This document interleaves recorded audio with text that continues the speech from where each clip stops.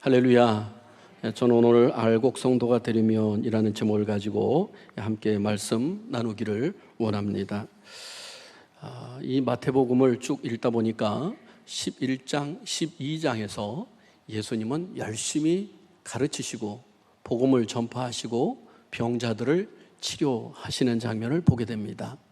그것이 어디서 많이 하셨냐면 갈릴리 바다를 주변한 이 가버나움을 중심으로 그 사역을 힘차게 펼치셨습니다. 그런데 문제는 뭐냐 하면 이 가버나움이나 이 갈릴리 지역의 사람들이 예수님을 거부하고 거절했다라고 하는 사실인 것이죠. 그래서 마태복음 11장 20절에 보면 예수께서 권능을 가장 많이 행하신 고을들이 회개하지 아니하므로 그때 책망하시되라는 말씀을 볼 수가 있습니다. 이들이 회개치 아니하니까 예수님께서 말씀하시기를 마지막 때에 소돔과 고모라가 오히려 견디기 쉽겠다. 이 가버나움 지역과 갈릴리 바다 지역에서 그토록 내가 복음을 전하고 회개의 복음을 전했을 때 너희들이 돌아오지 않았는데 오히려 이방 지역에 이렇게 했다고 한다면 그들이 이미 회개하고 죄를 무릅쓰고 베옷을 입고 하나님 앞에 돌아서서 회개했을 것이다. 그러시면서 안타까운 목소리로 외쳤던 모습을 보게 됩니다. 더더군다나 11장 12장에 보면 예수님의 사역 가운데 이 바리새인들이 나타나서 예수님의 하시는 그 능력과 권능을 바알세불, 즉 파리의 왕이라고 해서 지저분한 거죠. 이게 마귀, 귀신들 중에 제일 우두머리가 들려서 이런 사역, 이런 능력과 기적을 행한다라고 하면서 예수님을 배척을 하게 됩니다. 사실 예수님은 이미 하나님의 나라를 선포했고 복음을 선포했었죠. 제자들도 둘씩 짝을 지어서 보내서 선포를 했지요. 그런데 반응이 반대로 나타났던 것입니다. 이런 상황 가운데 그 당시 제자들이나 오늘 말씀을 읽는 우리들은 깊은 고민에 빠지게 됩니다. 무엇이 문제일까? 왜 하나님의 백성이라는 이스라엘 나라는 하나님의 복음에 대해서 이처럼 거절하고 있는가라고 하는 것에 대해서 13장에서 우리 주님은 천국에 대해서 말씀하시며 그것에 대해서 말씀해 주고 있습니다.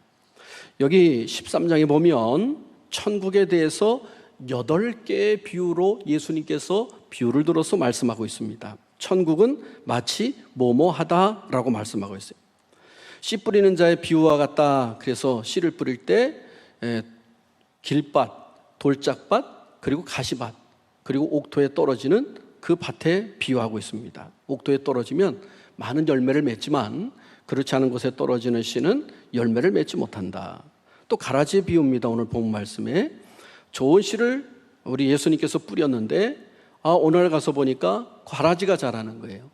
바로 그것과 천국은 같다. 그러나 마지막에 이 가라지는 다 먼저 베어서 불태워질 것이다. 그 다음에 누룩의 비유가 있습니다. 이 누룩은 누룩을 넣은 빵이 부풀어 오르잖아요. 그렇게 천국은 마치 누룩을 밀가루에 넣어서 반죽해서 구운 빵과 같다. 또 보화와 진주에 대한 비유가 있습니다. 이 보화는 뭐냐? 한 사람이 밭을 갈다가 보화를 발견했는데 자기 자산을 다 팔아서 그 보화를 샀다. 이 진주도 마찬가지입니다. 극히 귀한 진주를 발견했는데 자기 모든 것을 팔아서 그 귀한 진주를 자기 것으로 삼았다. 또 그물의 비유가 있습니다. 물고기를 잡고 있는데 좋은 고기는 안으로 다 걷어들이지만 그렇지 못한 고기들은 다 버린다라고 하는 거죠. 이렇게 7, 8가지 집주인의 비유가 또 있고요. 어쨌든 8가지 비유를 통해서 하나님의 나라가 어떤 속성을 가지고 있는가라고 하는 것을 말씀해 주고 있어요. 하나님의 나라는 이 8가지 비유를 통해서 크게 3가지 속성이 있음을 우리에게 알려주고 있습니다. 하나는 하나님의 나라는 점점점 확장되어져 가고 성장되어 간다라고 하는 거예요. 여기 성장된다라고 하는 것은 하나님께서 완벽하게 만들어 가신다는 것이고 반드시 성취될 것이다 라고 하는 의미가 그 속에 담겨져 있습니다. 다시 말해서 결실의 때, 추수의 때가 반드시 있다. 그래서 이 겨자씨의 비유, 누룩의 비유는 작은 씨앗이 땅에 떨어져서 큰 나무가 되어 새들이 깃들고 짐승이 깃들게 된다. 밀가루에 이 누룩을 넣으면 빵이 부풀어 오르는 것처럼 그렇게 확장된다라고 하는 교훈의 말씀을 우리에게 주고 있습니다. 또한 천국의 두 번째 속성은 이 천국을 소유하기 위해서는 철저하게 이상과 철저하게 대가가 필요하다라고 말씀해 주고 있어요. 밭에 감추인 보화와 값비싼 진주의 비유는 그것을 극명하게 드러냅니다. 다 팔아서 그것을 샀다라고 하는 얘기는 전적으로 포기가 담겨져 있다는 것이죠. 하나님의 나라를 얻고자 하는 자는 모든 것을 다 포기할 각오, 때로는 모든 것을 바칠 각오가 되어 있어야 된다. 한 번은 예수님에게 한 청년이 찾아옵니다. 예수님, 내가 어떻게 하여야 하나님의 나라 천국에 들어갈 수 있겠습니까? 말을 하니까 예수님 말씀하지요. 네가 하나님의 그 십계명 율법을 다 지켜라. 그랬더니 이 청년이 말을 하기를, 주님, 제가 그것을 다 지켰습니다. 예수님께서 사랑스러운 얼굴로 그를 바라보시면서 말씀합니다. 그런데 네가 오히려 한 가지 부족한 것이 있구나. 내 재산을 팔아 가난한 사람들에게 다 나눠주고 나를 따르라 말씀했어요. 그랬더니 이 청년이 재산이 많음으로 고민해서 그대로 돌아갔다. 자기 재산을 포기하지 못했다라고 하는 장면을 말씀해 주고 있어요. 여러분, 예수님은 나의 생명도, 나의 재산도, 나의 모든 것도 다 포기할 만큼 가장 값진 진주요, 가장 값진 보화임을 우리가 분명히 깨닫고 이미 주님을 따르는 하나님의 자녀인 줄로 믿습니다. 할렐루야. 바로 이 값진 이 진주, 값진 보화, 그 주님을 위해서 모든 것들을 포기할 수 있는 그런 믿음의 상태까지도 되어야 된다라고 하는 사실인 것입니다. 우리 이순신 장군이 그런 얘기를 했죠. 생즉사, 사즉생. 살고자 하면 죽을 것이요, 죽고자 하면 살 것이다. 이 영원한 패러독스인데요. 참 우리 하나님께서도 그렇게 우리에게 주시고 있는 것 같아요. 내가 예수님보다 더 소유하고 더 모으고 내 욕심을 채우려고 하면 다 없어질 것이지만, 우리 주님을 위해서, 하나님의 나라를 위해서 네 모든 것들을 다 포기할 수 있다고 한다면 하나님은 흔들어 밟아 후히 주시어 넘치도록 채워 주실 것이다. 여러분, 이것이 성경적인 원리라고 하는 사실인 것이죠. 세 번째로 이 천국 비유를 통해서 우리 주님께서 또 말씀해 주시고자 하는 것은, 모든 사람은 하나님의 나라에 대해서 반드시 두 부류로 갈릴 것이다 라고 말해주고 있어요. 하나는 알곡과 같은 성도가 있고 하나는 가라지와 같은 사람들이 있을 것이다 말해주고 있어요.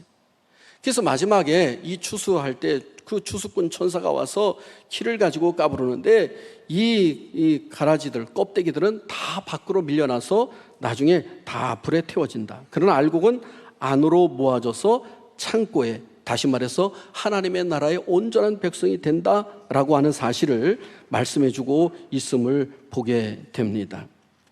여러분, 오늘 본문 말씀에서도 그것을 이야기해주고 있습니다. 예수께서 그들 앞에 또 비유를 들어 이르시되, 천국은 좋은 씨를 제 밭에 뿌린 사람과 같으니 사람이 잘 때 그 원수가 와서 곡식 가운데 가라지를 덧뿌리고 갔더니 싹이 나고 결실할 때 가라지도 보이거늘 집주인이 종들이 와서 말하되, 주여, 밭에 좋은 씨가 뿌리지 아니하였나이까? 그런데 가라지가 어디서 생겼나이까? 주인이 이르되, 원수가 이렇게 하였구나. 종들이 말하되, 그러면 우리가 가서 이것을 뽑기를 원합니까? 주인이 가만둬라. 가라지를 뽑다가 곡식까지 다칠까 염려가 된다. 둘 다 추수 때 함께 자라게 두라. 그리고 마지막 때 수수꾼들이 다 걷어들여서 가라지는 먼저 묶어서 다 불살하게 되고 알곡은 다 내 곳간에 넣으리라. 예수님께서 직접 해석하신 장면이 나옵니다. 좋은 씨를 뿌리는 이는 인자요, 예수님이요, 밭은 세상이요, 좋은 씨는 그 나라의 자녀들이요, 가라지는 악한 자의 자녀들이라. 가라지를 뿌리는 원수는 악마요, 추수 때의 세상은 끝날이요, 추수꾼은 천사들이다. 가라지를 모아다가 불에 태워버리는 것과 같이 세상 끝날에도 그러하리라. 이렇게 말씀해 주고 있습니다. 여러분, 하나님의 나라가 완성되는 그날까지 알곡과 이렇게 가라지가 공존하게 된다라고 말씀해 주고 있습니다. 여러분, 보통 우리는 농사를 짓는 사람들은 아마 벼를 지어 봤을 거예요. 벼를 지다 보면, 저도 농사를 질 때 옆에서 보니까 벼를 한 4, 5개, 6개 이렇게 꽂아 놓으면 모를 꽂아놔요. 얼마 지나지 않아서 피라고 하는 녀석이 풀이 딱 옆에 달라붙습니다. 이 뭐하고 달라붙으면은요, 나중에 가서 어느 정도 자랄 때 이 피를 뽑으면은요, 벼까지도 같이 뽑혀 나오더라고요. 얼마나 뿌리가 억세고, 그리고 벼는 비실비실해져 가지고 아주 쪼그라들고, 이 피는 얼마나 크게 자라는지 그 피의 그 알곡이, 그 곡식, 그 가라지가 벼보다도 훨씬 더 크게 위로 우짜라게 되는 것을 보았습니다. 농사꾼들에게 있어서 이 피가 논 밖으로 쫙 자라는 것은 게으른 농사꾼이잖아요. 근데 하나님의 농사 방법은 다르다라고 하는 거예요. 보니까 이 가라지를 그대로 내버려 둬라. 그것은 왜냐하면 알곡이 다칠까 봐 그렇게 된다. 그 가라지를 제거하다가 알곡이 다칠까 봐 내버려 두라라고 말씀해 주고 있어요. 여러분, 그러므로 우리가 이 땅의 삶을 살 때 이 땅에 왜 악이 존재합니까? 우리가 그러는 것이 아니에요. 그것은 하나님께서 그냥 내버려 두도록 말씀해 주고 있기 때문입니다. 사실 우리가 흰머리가 생기면 흰머리가 보기 싫어서 뽑잖아요, 처음에는. 근데 조금 지나가다 보면은 이 흰머리가 많이 생기면 그냥 내버려 두죠. 학생들을 보면 여드름이 나면 여드름이 막 보기 싫다고 막 손으로 짭니다. 막 덧이 나죠. 마찬가지입니다. 하나님의 나라도 이 가라지가 자랄 때 뽑아버리면 더 덧날 수가 있다는 사실이죠. 하나님이 능력이 없어서 제거하지 못하는 것이 아니라 그것을 보며 우리 성도들은 더 인내하고 하나님 앞에 더 알곡으로 자라가기를 원한다는 사실인 것이죠. 여러분, 현재 상태를 보고 알곡과 가라지를 구분하기가 쉽지는 않습니다. 그런데 마지막 때가 가면 다 드러날 것이다 라고 말씀해주고 있다라고 하는 사실인 것이죠. 근데 중요한 것은 우리가 알곡 신자가 되려면은 여러분, 이 우리 속에 이 씨앗을, 이 사탄이 뿌린 씨앗을 제거해 버려야 됩니다. 여러분 보세요. 오늘 본문에 보면 우리 어떨 때 이 원수가 와서 곡식에 씨를 뿌리고 갔냐 하면 이렇게 씨를 뿌리고 갔다라고 말해주고 있어요. 여러분 보세요. 25절 보겠습니다. 같이 읽습니다. 시작. 사람들이 잘 때에 그 원수가 와서 곡식 가운데 가라지를 덧뿌리고 갔더니 뭐 할 때 뿌리고 갔다고요? 잠잘 때. 여러분, 우리가 분명히 깨달아야 될 것이 있습니다. 우리의 신앙이 잠자고 하나님을 만나는 것이 더뎌지고 우리의 기도가 끊어지고 우리가 하나님의 관계가 끊어지면 끊어질수록 사단이 와서 이 가라지를 뿌리고 갈 수 있다는 사실에 대해서 우리는 분명히 깨달아야 될 줄로 믿습니다.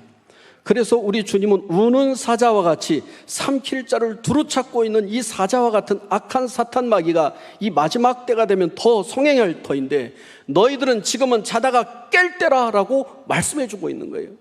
사랑하는 성도 여러분, 전이성결교회는 자다가 깰 수 있는 우리 귀한 성도들이 되기를 바랍니다. 하나님 앞에 기도하는 성도들이 되기를 바랍니다. 주님의 음성을 듣는 성도들이 되기를 바랍니다. 하나님의 말씀이 우리를 두르고 있을 때, 전신갑주를 입고 있을 때 악한 사탄 마귀가 절대로 가라지를 뿌릴 수 없다는 사실입니다.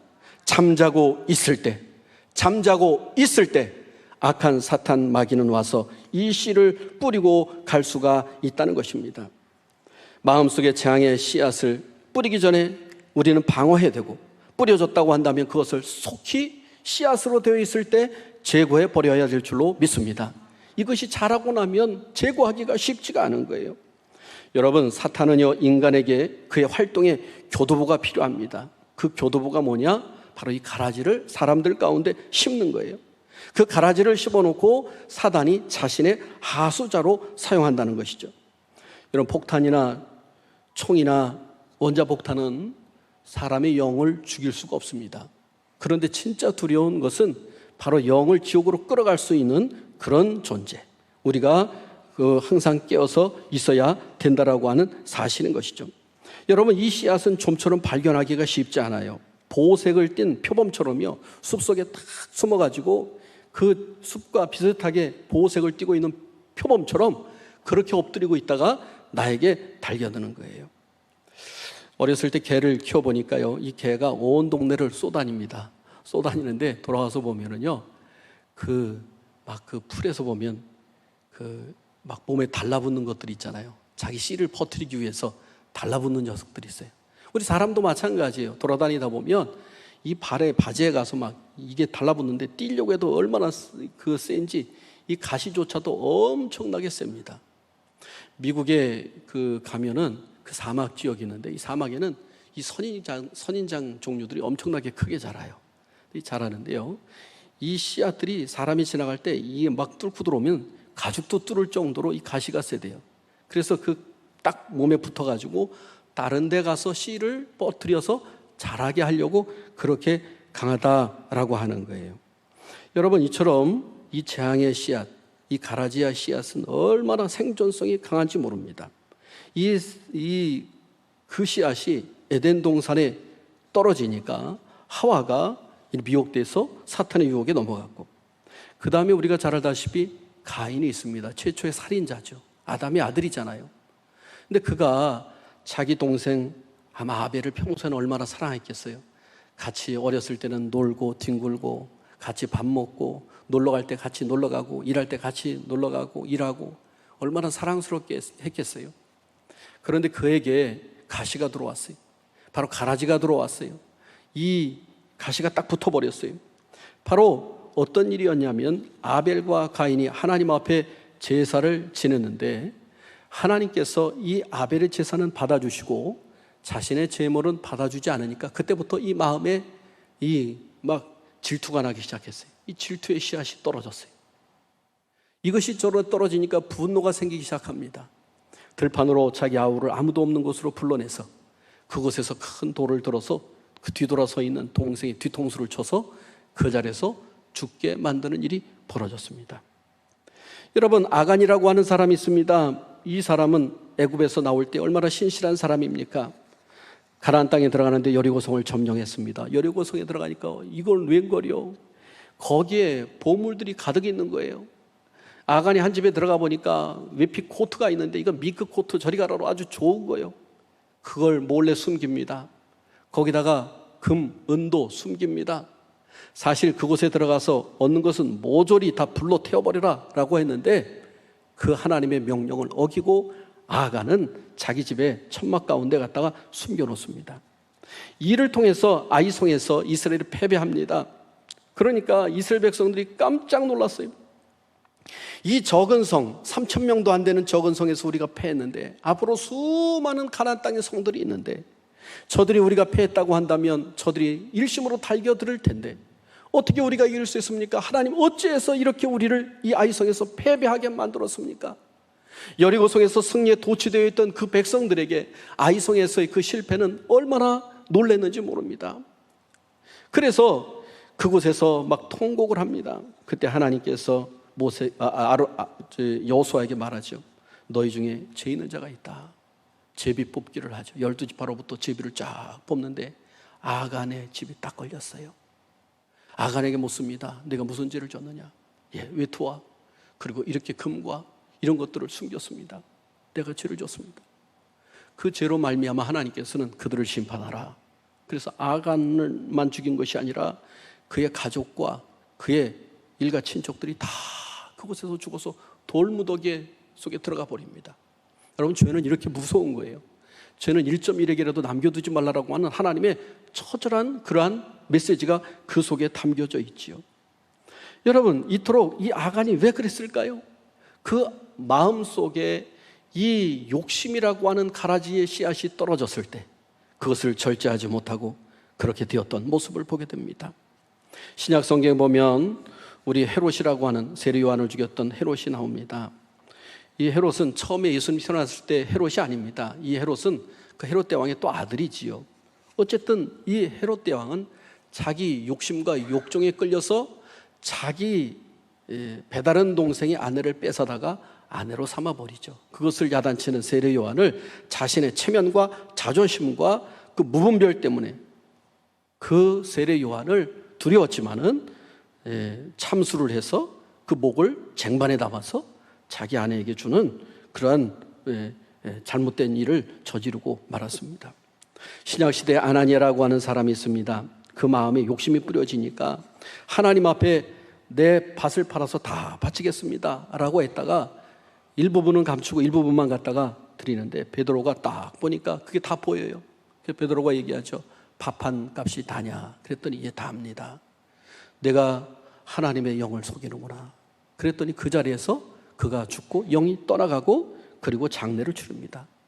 그의 아내도 부창부수라고 마찬가지예요. 그 남편이 그렇게 잘못된 길을 갔을 때 이건 아닙니다 말을 했어야 되는데 그러지 못하고 그도 똑같이 와서 남편과 똑같은 이야기를 합니다. 예, 밭에 판 것의 전부입니다 말을 하니까 내 남편을 장사하고 들어오는 사람들의 발걸음 소리가 들리지 않느냐. 거기서 그도 영혼이 떠나서 죽고 그도 장례 지르고 초대교회 부흥되고 있을 때 엄청난 이것은 하나의 성도들에게 두려운 그리고 하나님을 앞에 거짓됨이 없이 서야 된다라고 하는 그러한 명명백백한 그러한 사건이 되고 말았다는 것이죠. 여러분, 아나니아가 만약에 처음에 그 받았던 은혜가 신실해서 어떻게 그 밭 판 것을 다 바칠 수 있겠다고 그 말을 했겠습니까? 그 당시에 사람들은 초대교회 자기 것을 다 팔아서 함께 공동 소유로 하는 것들이 막 유행처럼 번져나가고 있었거든요. 자기도 그렇게 하겠다라고 이야기했는데 밭을 팔고 보니까 마음에 욕심이 들어가서 생각이 달랐어요. 겉으로는 충실한 성도였습니다. 그런데 속으로 하나님의 것을 도둑질하는 속이는 자가 되는 안타까운 모습을 보게 되었다는 것이죠. 여러분, 지금 우리가 사는 이 세상은 주님이 오시는 그날까지 악의 세력으로 인해서 고달프고 아플 것입니다. 죄의 유혹은 언제나 끊임없이 우리에게 다가올 것입니다. 그러나 여러분 또한 인내하시며 알곡의 길을 걸어갈 수 있는 저와 여러분이 되어야 될 줄로 믿습니다. 할렐루야.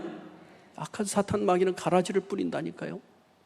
조영기 목사님께서 개척할 때 이야기를 간증하는 내용을 들어보았습니다. 1958년도에 불광동에다가 교회를 개척을 하는데 남이 그냥 땅에다가 한 25명 들어갈 수 있는 천막을 쳤어요. 그것도 그냥 어디 부대에서 버린 것들 주워다가 누더기로 막 지었는데 이 교회가 자기 손으로 직접 짓다 보니까 이 똑바로 서야 되는데 막 이게 삐딱하게 이렇게 서 있었다고 자기가 보고도 웃겼다고 그렇게 말씀하시더라고요. 교회를 세웠으니까 이제 전도를 해야죠. 전도를 하는데 그 당시 불광동 지역은요, 피난 온 사람들, 시골에서 올라온 사람들, 가난해서 먹고 살 곳이 없는 전혀 고달픈 사람들이 사는 곳이었다고 합니다.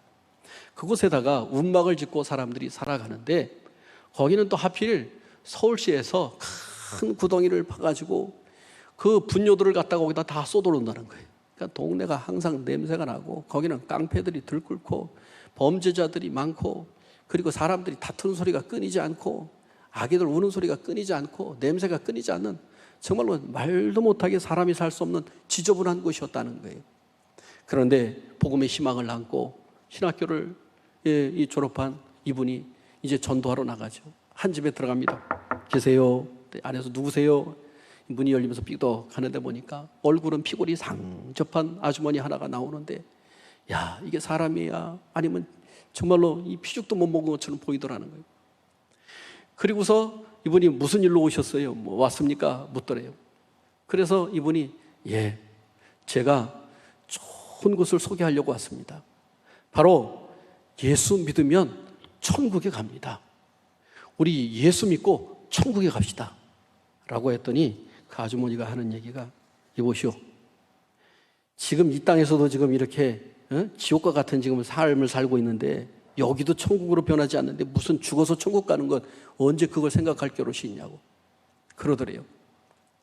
그래서 그 이야기를 이제 딱 듣는데 보니까 안방에 한 보태는 보니까 이불이 이렇게 놓여 있는데 이불이 완전히 뭐 백두산 또 뭐 한라산처럼 울룩불룩 하더래요. 소음이 뭉쳐가지고 이불 하나 한 5평 정도 되는 거기에 아들은 9명이 사는 그런 집이더래요. 그런데 남편은 거기다가 술을 얼마나 많이 마시는지 술고래에다가 아주 동네 유명 인사였대요. 어떻게 유명 인사였냐 하면 이 사람은 술만 먹으면은 서울시에서 파는 똥구덩이에 들어가서 목욕을 한다는 거예요. 냄새가, 여러분 똥도요, 한 사람 똥이면 냄새가 덜해요. 공중 화장실 가보세요. 이 냄새가 아주 보통 심한 게 아니잖아요. 근데 그 속에 들어가서 그냥 빠져가지고 허우적허우적거려요. 그러면 그 아내가 동네 사람들에게 부탁을 해서 동네 사람들은 어쩔 수 없이 가서 그 자식들과 그 아내와 사람들이 그냥 밧줄을 목에다 걸다시피 해가지고 그냥 겨우 끄집어내고 그 씻어도요 며칠을 냄새가 납니다. 그런 상황이 늘 반복되는 집이었어요. 그런데 이 전도사님이 와서 전도를 하니까 이 콧방귀를 픽 끼고서 웃기지 마시오. 여기서도 지금 이렇게 지옥 같은 삶을 살고 있는데 무슨 천국 얘기를 하냐고. 그래서 이 조영기 목사님이 교회로 쭉 돌아오면서 자기도 전도받고 왔대. 전도 갔다가 전도받고. 내 신세도 진짜 이렇게 교회도 다 쓰러져 가는 곳에서 이렇게 뭐랄까요, 가난하고 또 모든 것들이 이런 형편인데 정말로 저들에게 이렇게 가난 속에 있는데, 그래서 그분의 신학이 바뀌었다는 거예요. 그 오중 축복으로. 그래서 내 영혼이 잘된 같이 범사가 잘되고 강건하기를 원한다. 하나님은 천국은 그 나라만이 아니라 이 땅에서도 이미 우리에게 주시기를 원하신다. 그래서 예수님도 건강 주시고 그리고 귀신을 쫓아내고 그리고 예수님이 이 땅에서 모든 죄로부터 해방시켜 주지 않았느냐. 그래서 그 기도하는 중에 그걸 깨닫고 그 사람에게 다시 찾아갔대요. 찾아가서 전도란 이번에 그렇게 얘기했대요. 아주머니 내가 천국으로 인도해 줄 수 있는 천국과 같은 삶을 살 수 있게 만들어주는 분을 소개시켜 드리겠다고. 그랬더니 누구냐고 이 사람이 얼굴이 바뀌면서 따라 나섰더래. 따라 나서서 데리고 어딜 가냐면 교회를 갔어요. 교회를 가서 문을 삐그덕 열고 들어가니까 이 아주머니가 갑자기 깔깔깔깔 웃더래요. 그리고 교회 한번 쳐다보고 이 조영기 목사님 한번 쳐다보고. 조영기 목사님도 폐병에 걸려가지고 그 당시에 몸도 심신이 약해가지고 빼짝 마른 분이에요. 걸어가면 그냥 바람이 픽 쓰러질 만했던 그러는 거예요. 설교할 때 얼마나 힘들었는지 막 설교하다가 쓰러진 적도 수없이 많대요. 초콜릿을 늘 갖고 다녀야 되고 늘 하나님 앞에 기도하면 다른 사람들 병 나는 것을 보여주신대요. 이 마음속에 확신을 주시는데 자기를 위해서 기도하면 내 은혜가 족한 줄 알라. 사도 바울처럼 그렇게 말씀하면 자기 병을 그렇게 안 고쳐주시더래. 그런데 골골하시면서도 지금까지 그렇게 살아오셨는데 어쨌든 당신이나 나나 도끼인 게 끼니구만. 교회 안을 들어보니까 거적대기 하나 깔려있지요. 단이라고는 흙을 좀 덮어 이렇게 도두어 놓고 사과상자 하나 올려놓고 거기다가 단이라고 그렇게 하고 있으니 당신이나 나 도끼인 게 끼니인데 무슨. 그런데 성령께서 그 마음을 감동시켜 주니까 이런 분이 이런 교회에서도 나 같은 사람에게도 와서 그렇게 예수 믿으라고 하는데 뭔가 있는가 보다. 그 예수님을 영접하고 이분이 교회를 다니기 시작했어요. 놀라운 것은요, 그 남편이 한 번은 술을 먹고 여전히 그 똥통에 들어가기도 하고 하루는 그냥 술 먹고 와가지고 쓰러져서 그냥 절도를 해서 막 부들부들 떨면서 죽어가는 거예요. 그러니까 아이들을 빨리 보내갖고 우리 남편이 죽어요. 빨리 와주세요. 뭐 옛날 의사보다도 목회자잖아요. 그죠? 막 부르니까 그냥 달려갔어요. 달려갔더니 이게 눈을 까고 이게 숨을 하면서 지금 뭐 완전 사지를 떨면서 거반 죽게 되었더래요. 그래가지고 마음속에 성령께서 주시기를 이거는 분명히 사탄의 짓이다. 그래서 거기다 대고 내가 나사렛 예수의 이름으로 명하노니 알코올 중독에 걸리게 하고 술을 마시게 하고 술독에 빠지게 하는 악한 사탄 마귀야 그 속에서 나와서 떠나갈지어다 선포했는데 여러분 놀라운 사건이 그 사람이 부시시 일어나더니 정상적인 사람이 되어가지고 온전한 사람이 되었다는 거예요. 할렐루야.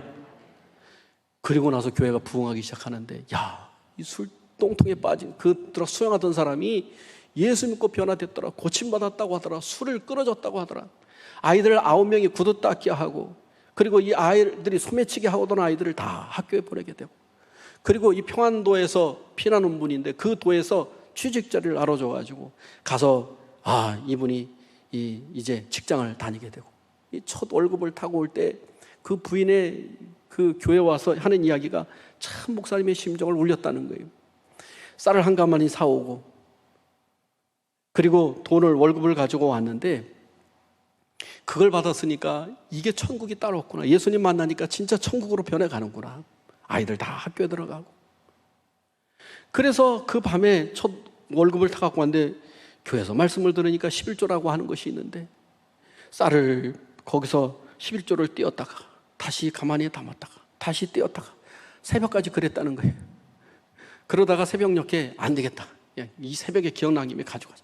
그래서 그 쌀을 이제 이런 뭐 다라 같은 데 담아가지고 월급을 그냥 손에 또 그 11조를 담아가지고 오다가 그 교회로 오는데 논두렁이잖아요. 막 밭두렁 같은데 하필 막 울면서 눈물이 찔찔 가고 이걸 바치더니 마느냐, 늘 갈등이 너무나도 심한인데 오는데 그냥 논두렁을 잘못 받아가지고 넘어져 버리는 홀라당 쌀이 다 쏟아져 버렸는데 그 쌀을 다시 다 그냥 막 흙하고 범벅이 돼갖고 교회하고 전도사님 11조를 하나님 앞에 드리려는데 오다가 쏟았어요.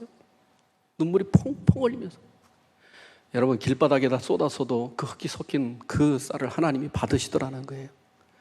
여러분, 그 남편이 그 교회 장로님이 되셨대. 첫 번째 장로님이 되셨다고 간증을 하시더라고. 할렐루야, 할렐루야. 여러분, 악한 사탄 마귀가 이 술의 가라지를 그 사람에 뿌려놓으니까 이런 일들이 벌어지더라는 거예요. 여러분, 혹시 내 마음 가운데, 나의 삶 가운데 가라지와 같은 것들이 혹시 뿌려지지 않았는가? 우리는 늘 우리 자신을 말씀에서 살펴보아야 될 줄로 압니다. 우리 주님 앞에 이 씨가 자라기 전에 빨리 그 문제를 내려놓아야 돼요. 우리 연약함과 부족함을 아시는 주님께, 그분께 모든 것들을 내어놓고 기도해야 됩니다. 우리는 오분 앞을 알 수 없는 인생을 살아가는 존재입니다. 그러므로 오늘 나를 바라보시는 주님 앞에 내 반응과 결단을 미루지 말고 정말로 하나님 앞에 화답할 수 있는 그런 성도들이 되어야 될 줄로 믿습니다. 가라지도 알곡으로 바꿀 능력이 내게는 없지만 우리 주님은 얼마든지 제거하고 바꿀 수 있는 능력의 주님인 줄로 믿습니다. 우리에게 주어진 어쩌면 짧은 인생, 그러나 이 인생이 중요한 것은 이 삶에서 나의 결단이 우리에게 주어질 영원한 하나님의 나라가 결정되기 때문이 아닐까요? 알곡으로 사는 자 결코 후회하지 않을 것입니다. 영원한 것을 얻기 위하여 영원하지 않은 것을 포기하는 자는 결코 바보가 아니다. 짐 엘리엇이라고 하는 분이 말했습니다. 이 짐 엘리엇이 누굽니까? 저 아프리카, 남미 쪽에 그 숲속으로 복음을 전하러 갔다 대학생들이 죽은 사람이잖아요. 자기 생명을 바쳤잖아요. 도착하자마자 비행기에서 내려서 들어가자마자 창에 맞아 죽었잖아요. 사람들은 그 유명한 좋은 똑똑한 대학 나온 사람들 다 허비했다. 왜 그런 어리석은 짓을 하느냐. 언론에서 난리가 났습니다. 그런데 그때 한 말입니다. 그 아내들. 영원한 것을 얻기 위해 영원하지 않은 것을 포기하는 자는 결코 바보가 아니다. 여러분, 지금 마지막 때입니다. 사탄은 끊임없이 가라지를 뿌리기 위해서 우리 마음 가운데 다가옵니다. 여러분, 성령으로 물리치시길 바랍니다. 예수의 보혈의 피로 물리칩시다. 즉시 회개합시다. 즉시 성령의 인도하심을 따라 우리가 돌아설 수 있는 우리 모두가 될 수 있기를 주님의 이름으로 축복합니다. 기도합니다.